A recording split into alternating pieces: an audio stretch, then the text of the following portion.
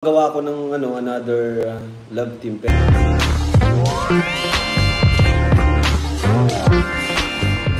Shout out!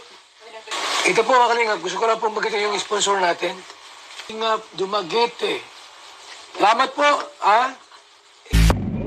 Kalingap Dumaguete. Kalingap Dumaguete. May Kalingap Davao dyan. Hello sa ating mga viewers. Salamat sa bago nating mga subscribers. At yan, salamat sa inyong pag-support sa ating Kalingap, na tatay na si Kuya Val Santos Matubang, at of course Kalingap Rab, at Edna Vlogs, at lahat ng mga Kalingap partners, Kalingap reactors. So ayan po, nakaka-excited itong ating reaction ngayong araw na ito, tungkol po ito sa doon sa live po ni Kalingap Rab, na sabi niya na magkaroon tayo ng panibagong love team. Ayan. So kung magawa ko ng another love team, pero hindi naman talaga sila walang feelings, walang mutual feelings. Talaga siya, magiging 100% scripted na.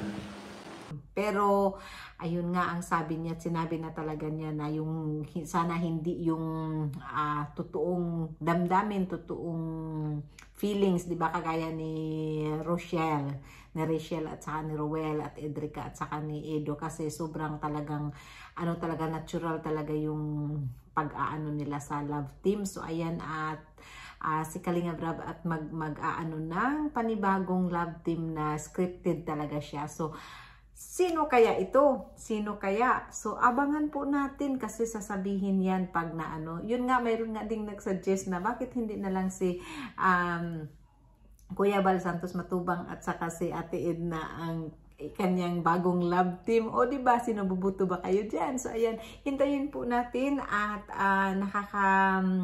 nakakamiss kasi yung Edrica, diba? So parang hindi tayo mamiss, gagawa ng paraan si Kalingap Rab na parang sasaya na naman tayong nandito sa ibang bansa, o diba? So maraming salamat sa inyong palaging pagsuporta sa ating channel, at ingat kayo palagi, at sa hindi pa po nakasubscribe, please subscribe po. Maraming salamat, ingat, bye!